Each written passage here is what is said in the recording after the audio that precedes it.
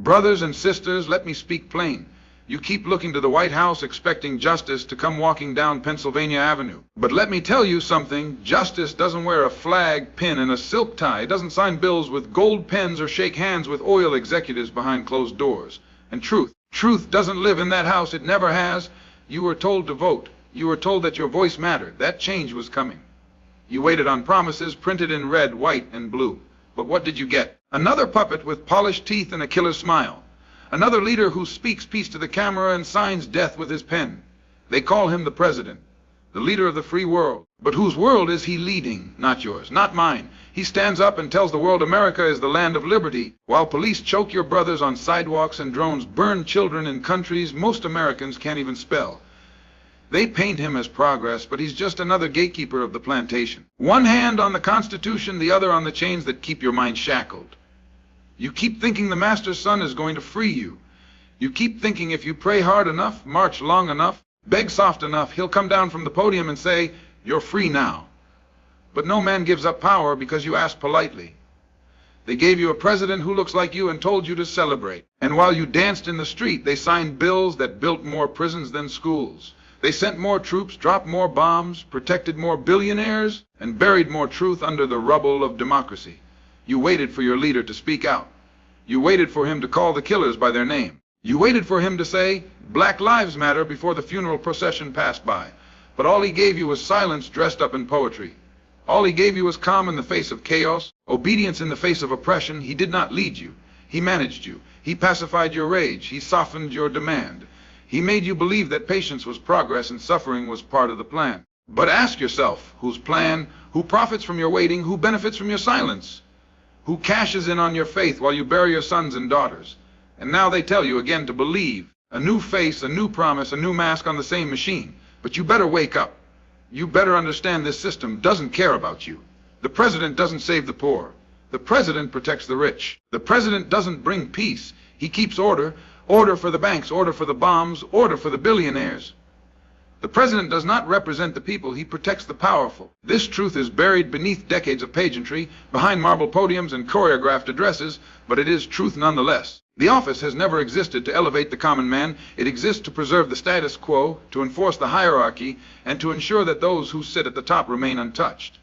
When the cameras roll, you see a man or a woman speaking in polished tones, smiling just enough, pausing in all the right places, using language crafted by teams of consultants to make you feel heard without ever being promised a thing. But behind that face is a machine, and that machine serves wealth, not worth. It serves corporate interests, military contractors, banking empires, and global lobbies. It does not serve the poor, the working class, the hungry child, or the grieving mother who lost her son to a police bullet or a foreign bomb. We are told to believe in leadership. We are told that the president is the voice of the people, the hand of justice, the moral compass of a nation. But what justice is there when billion-dollar bailouts flow faster than clean water to poison neighborhoods? What morality is there when presidents shake hands with tyrants and sell weapons to regimes that butcher their own citizens?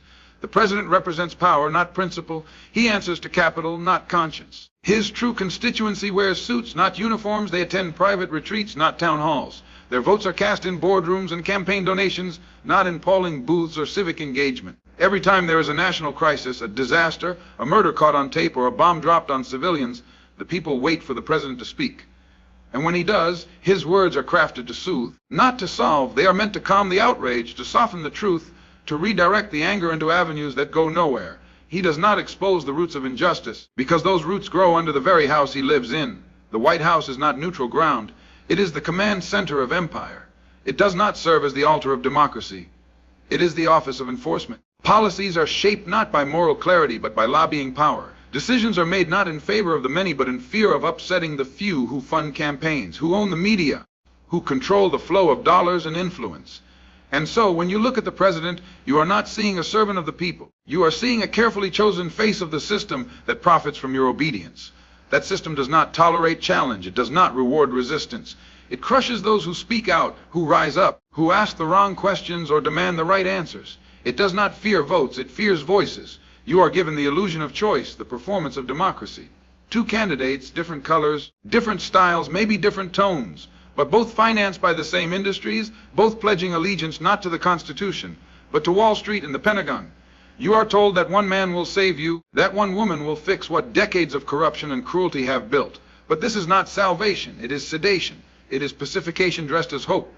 When the president goes abroad, he speaks of freedom, yet supports dictators. He speaks of peace, yet expands drone programs. He speaks of dignity, yet allows companies to exploit labor overseas and poison communities at home. Every speech is a mask. Every promise is a delay. Every handshake hides a contract. And every war, whether economic or military, is launched not in your name, but in theirs.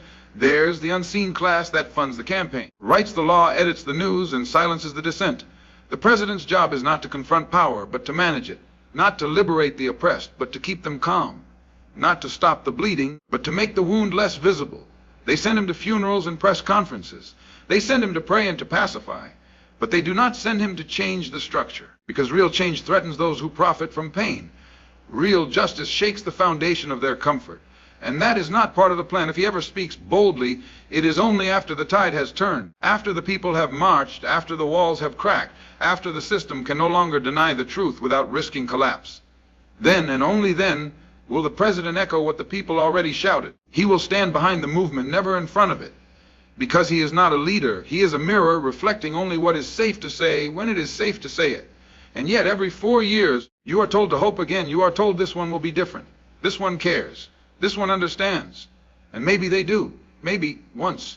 Before the machine swallowed them, they believed what you believe. But the office is not built for justice. It is built for continuity. It is not structured to serve the people. It is designed to serve power and preserve it.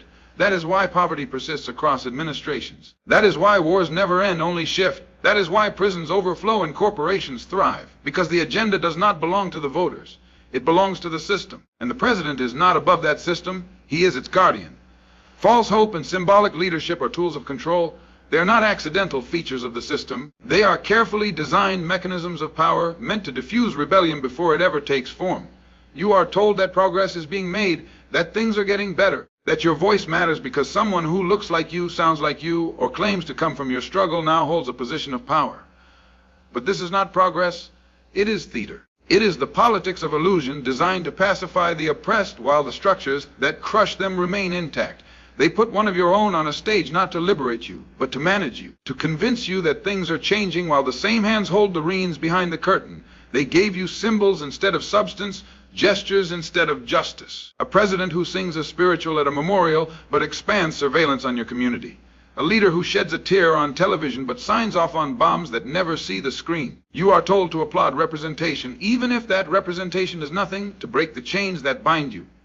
They feed you narratives of success stories and trailblazers while your schools crumble, your neighborhoods are over-policed, your wages stagnate, and your health is bartered for profit. They show you one person rising through the ranks and pretend that means the system works, while millions remain trapped in cycles of poverty and punishment. The purpose of symbolic leadership is not to serve you. It is to neutralize you. It is to make you believe that your anger is no longer necessary, that your struggle has been heard and is now in good hands. But whose hands? Hands that continue to protect corporate wealth, that uphold the very structures that brought about your suffering. The symbolism is not a sign of progress, it is a smokescreen. It hides the ongoing exploitation with a face that makes you feel represented, even as your material reality continues to erode. False hope is the most dangerous kind of control because it convinces you to wait. It teaches you that justice is always around the next corner, that if you just stay calm and vote again, your patience will be rewarded. But decades pass and the chains remain. Policies shift in language, but not in purpose. Campaigns recycle slogans while communities recycle grief. Hope becomes a drug, one that numbs resistance, dulls urgency, and delays revolution. You are told to be patient, but patience is a privilege of those who are not being crushed. You are told to be respectful, but respect is demanded more from the oppressed than it is from the oppressor.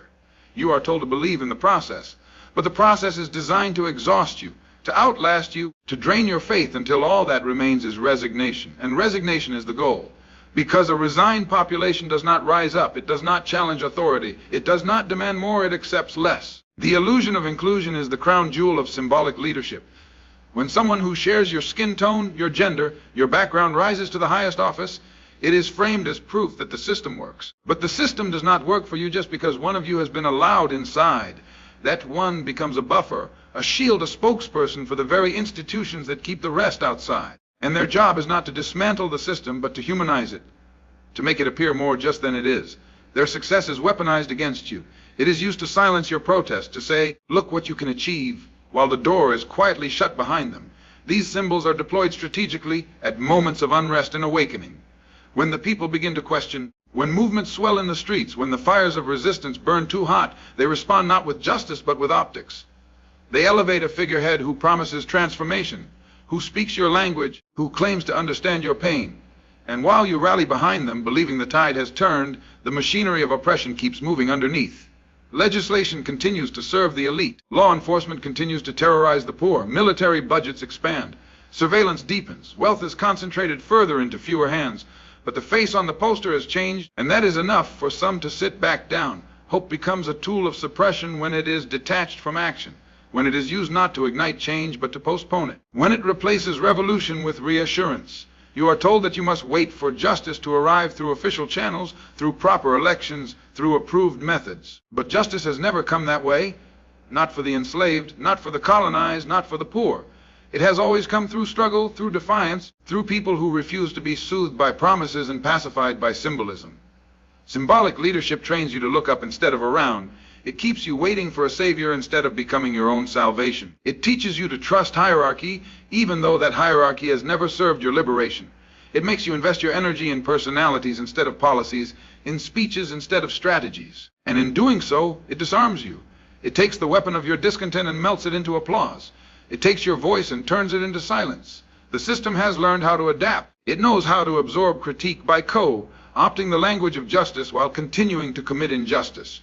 It knows how to give you the appearance of change while maintaining the architecture of inequality. And so you must learn to see beyond the symbols. You must learn to separate image from intent, gesture from transformation, speech from substance. Because as long as false hope is enough to satisfy you, real change will remain out of reach. Real change comes from truth, unity, and direct action, not elections. The ballot box is not a magic box. It is a mechanism of limited participation, structured to give the illusion of choice while power remains untouched. You are told that if you want change, you must vote. But vote for what? For who? For two parties funded by the same banks, advised by the same lobbyists, protected by the same police, and pledged to the same empire. You are told that every 4 years is your moment, your one shot at change. But real power does not move on your schedule. Real justice is not scheduled between commercials. Real liberation does not depend on permission from the system that profits from your suffering. Elections are not where revolutions happen. They are where revolutions go to die. They are where anger is diffused, outrage is rerouted, and movements are absorbed into the machinery of delay. You are encouraged to invest your energy into campaigns, to knock doors and wave signs and hope that the system will fix itself from within. But the system does not fix itself. It survives. It adapts. It absorbs. And it continues. Because change that threatens the foundation of power is never voted in. It is forced in. Truth is the first weapon. And the truth is this: the system is designed to produce the outcomes we see. The poverty is not an accident. The police killings are not accidents. The endless wars, the crumbling schools, the poisoned water, the rising rents. None of it is a mistake. It is the result of design. And until that truth is spoken, until it is accepted, no progress is possible. Because you cannot reform what is built to exploit. You cannot negotiate with what profits from your weakness. You cannot fix a system that is working exactly as it was meant to. But the system teaches you to avoid truth. It tells you to be reasonable, to compromise, to seek gradual progress. It tells you to praise civility and avoid confrontation. But civility has never freed the oppressed. Compromise has never broken chains. And gradualism is the lie that keeps you standing still while calling it movement. Truth is dangerous because truth demands action. It makes silence uncomfortable. It makes comfort impossible. And that is why they avoid it. That is why they cover it in euphemism, bury it in bureaucracy, and silence those who dare to say it out loud. Unity is the second weapon. But not unity based on slogans. Not unity based on shallow solidarity. Real unity means shared struggle. It means recognizing that the poor black worker in the South and the undocumented farm laborer in the West and the indebted student in the North are all suffering under the same boot. It means tearing down the walls that divide you, walls built by those in power to keep you weak. The system thrives on your division. It feeds off your silence, your suspicion, your fear of one another. It keeps you blaming your neighbor while the masters sit untouched. They tell you to hate immigrants. They tell you to fear welfare recipients. They tell you to resent the protester and love the soldier. They pit rural against urban, black against white, citizen against refugee. But while you fight each other, they rob you all. They poison your air and water, gut your labor rights, strip your health care, and criminalize your existence. And they do it while you argue over scraps. But when the people unite, when they see through the lies and come together, not in slogans but in struggle, not in charity but in resistance, then the system shakes.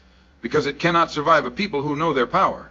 Direct action is the third weapon, the most feared weapon. Because direct action does not ask. It demands. It does not wait. It moves. It shuts down roads. It disrupts business. It refuses to comply. It takes power into its own hands. It is the language the system understands. When laws are unjust, justice is illegal. When authority is abusive, disobedience is moral. Every freedom you now enjoy was born from direct action. Won in the streets, in the fields, in the jails, not in the ballot box. The abolition of slavery, the right to vote, the labor protections, the civil rights, none of it was handed down. It was seized. It was fought for. It was bled for. And yet, they now tell you to only protest with permission. They tell you to ask nicely, to march quietly, to never inconvenience the machine.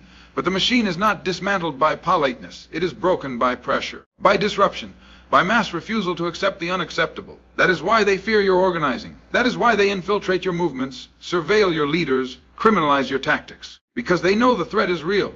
They know that when truth is spoken, when unity is forged, and when action is taken, the people become unstoppable. They give you elections to pacify. But real change does not ask for ballots. It builds power from below. It creates networks of care. It educates. It resists. It refuses to comply with injustice. It holds systems accountable not with petitions but with pressure. Not with promises but with presence. It breaks laws that break people. It speaks truth that no politician will say, and it keeps moving regardless of who holds office. Because the office is not the source of power. The people are. And when the people reclaim that power, when they shed the illusions and reject the symbols, when they speak boldly, unite deeply, and act decisively, then and only then does change come. Not because it was granted, but because it was demanded. Not through campaigns, but through courage. Not with votes, but with vision sharpened by struggle. Freedom is not given. It is taken through self-determination. No ruler, no government, no institution will hand you your liberation. History has shown time and again that those in power do not relinquish control because they are asked politely. They do not surrender their privilege because they have a change of heart. Power is held tightly, gripped with bloodied knuckles, protected by police, by armies, by laws written not for justice but for containment. The system does not fear your suffering. It expects it. It does not fear your complaints. It tolerates them. But what it cannot afford is your awakening. What it cannot survive is your decision to stop waiting and start moving on your own terms. Self-determination begins with the mind. It begins when you realize that the institutions you've been taught to worship were not built for you. When you understand that your education was designed to make you obedient, not wise. That your labor is exploited not for your gain, but to feed the wealth of those who will never meet you. That your silence is treated not as peace, but as consent. They told you the system works. They just never told you who it works for. And once you see that truth, the foundation cracks. Because you no longer believe the lies, you no longer accept the crumbs, you no longer beg for what is already yours by right. They will call your refusal dangerous. They will say you are radical, reckless, ungrateful. But understand this, the language of the oppressed is always labeled extreme by those who benefit from the oppression. They want you to remain docile. They want you to believe that freedom is a gift, not a birthright, that your dignity is negotiable, that justice is something to be earned, not demanded. But self-determination rejects those lies. It claims your life as your own. It claims your future as yours to shape. It refuses to be managed, branded, or reduced to a demographic. The system does not teach self-determination. It teaches dependency. It wants you to believe that your only power lies in choosing between two options already selected for you. That your only voice is your vote. Your only duty is to comply. Your only hope is reform. But reforms come slow and are undone quickly. Freedom secured through permission is not freedom. It is conditional. It is performative. It can be revoked the moment you step out of line. True liberation does not ask, it acts. It is forged in the decisions of people who choose to live free even under threat, who choose to organize even when the laws forbid it, who choose to speak even when the consequences are severe. Self-determination means building where nothing is given. It means feeding your community when the state abandons it. It means teaching your people when the schools lie to them. It means healing without their hospitals, securing without their police, leading without their politicians. It is not a dream. It is a discipline. It is not a slogan. It is a practice. It is waking each day knowing that your freedom must be created, protected, expanded, not just for yourself, but for those beside you and those who will come after you. They will try to distract you with symbols, with spectacles, with the latest scandal or trending speech. They will elevate leaders who speak of justice but serve the system. They will give you policies meant to pacify, not empower. And if that fails, they will use force. They will send their agents to your homes, their propaganda to your children, their violence to your streets. Because the moment you choose self-determination, you become a threat. not because you've harmed anyone, but because you've stopped being controllable. This is why they criminalize resistance, why they surveil organizers, infiltrate movements, distort narratives. Because they know the real danger is not in one protest or one speech or one act, it is in the ripple effect. When others see that freedom is possible, when they see a person or a people refuse to be governed by fear, that spark can burn down empires. That idea can bring down centuries of domination. It is not the act they fear, it is the awakening it inspires. Freedom taken through self-determination is not polite. It does not fit within their frameworks. It breaks laws that are unjust. It challenges systems that are sacred. It exposes the contradiction of a nation that preaches liberty while practicing subjugation. And so it must be erased, demonized, rewritten in history books as chaos or criminality. But the truth cannot be buried forever. Every movement for liberation, every rebellion that rose from the soil of injustice, began with someone who refused to ask permission, who decided they would rather face risk than live on their knees. That is the spirit they fear. That is the legacy they try to erase. But the legacy lives on in every act of defiance, in every seed of solidarity, in every child who asks, why not us? Self-determination is passed not through institutions, but through example, through community, through courage. It cannot be legislated, it cannot be outsourced, it must be lived daily, with intention, with sacrifice, with fire. You do not wait for freedom, you build it. You do not beg for justice, you enact it. You do not ask to be recognized, you recognize yourself. And that act alone of recognizing your power, of rejecting the script they gave you, of walking off the stage and into the world on your own terms, is the beginning of everything they tried to convince you was impossible.